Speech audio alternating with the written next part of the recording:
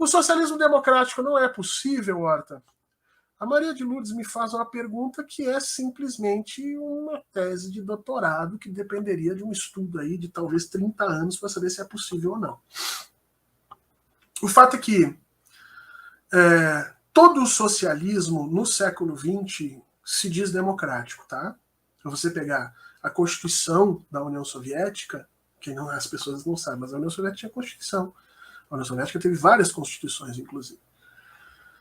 Se você pegar a Constituição da União Soviética, tá lá, tem artigo na Constituição Soviética falando que ela vai se balizar pela, ela não usa o termo democrático, né, mas pela contínua, como é que eles usam, são três adjetivos, assim, é a contínua, perseverante, indissociável consulta ou submissão à vontade popular e tal.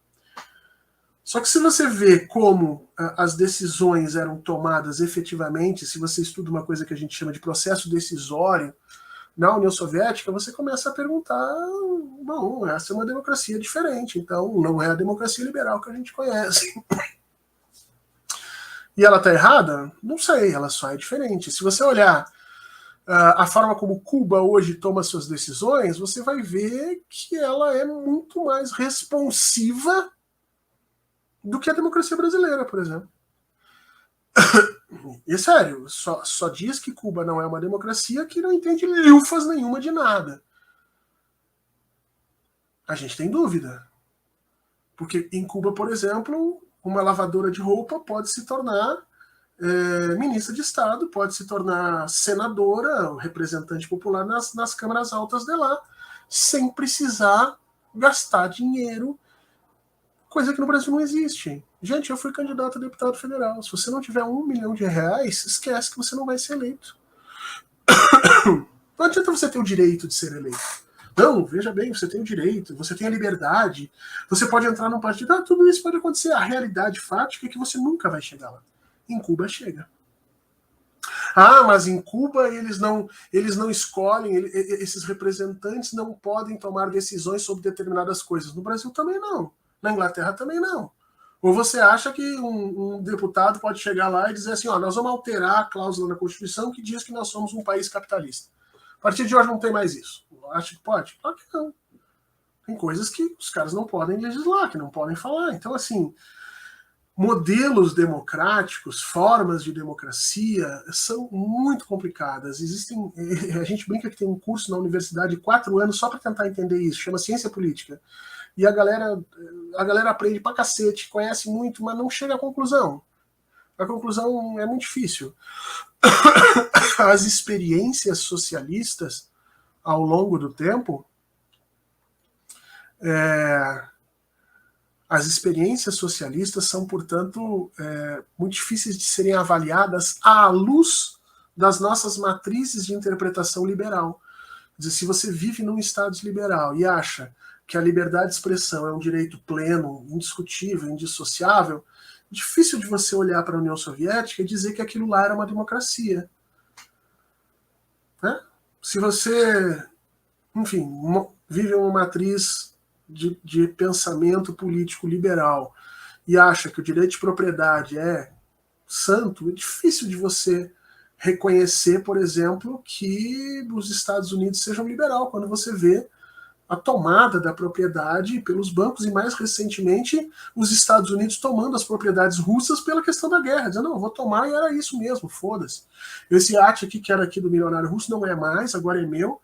Opa, mas para aí, cara, não era assim, a propriedade privada não era santa. Não, ela tem limites. Tá, e quem é que estabelece esses limites? A Constituição. Pois é, a Constituição diz que ela é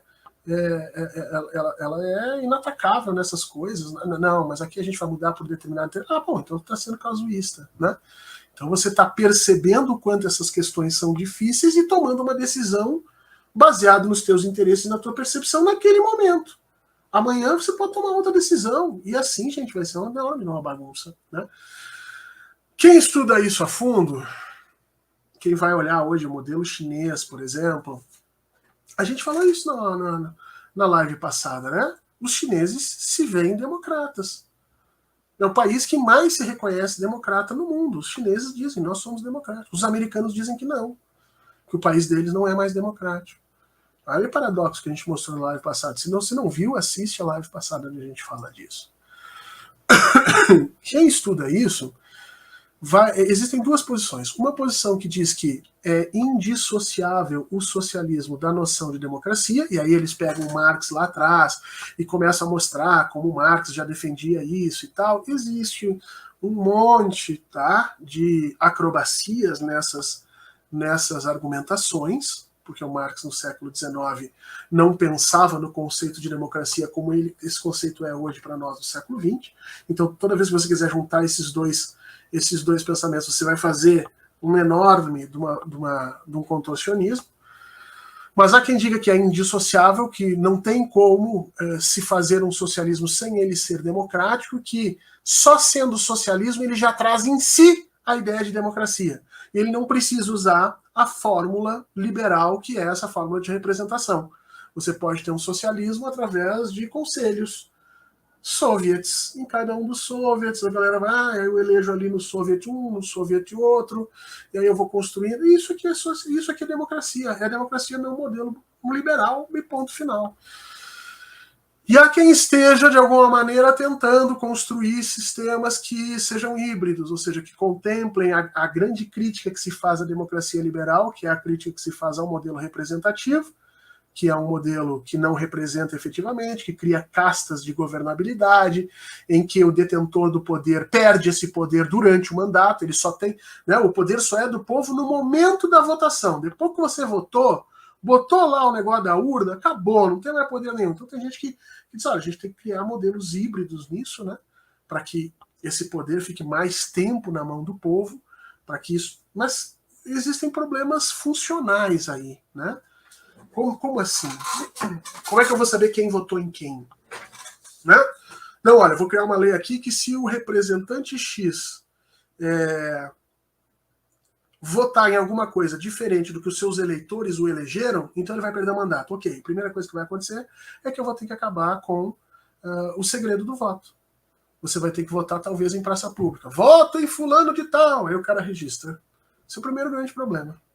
Aí isso leva a outros problemas. O segundo grande problema é, ok, o cara foi eleito por 150 mil pessoas. E aí tem uma determinada questão que 50 mil pessoas não concordam com ele. E aí? Ele vai perder o mandato? Mas tem 100 mil que concordam.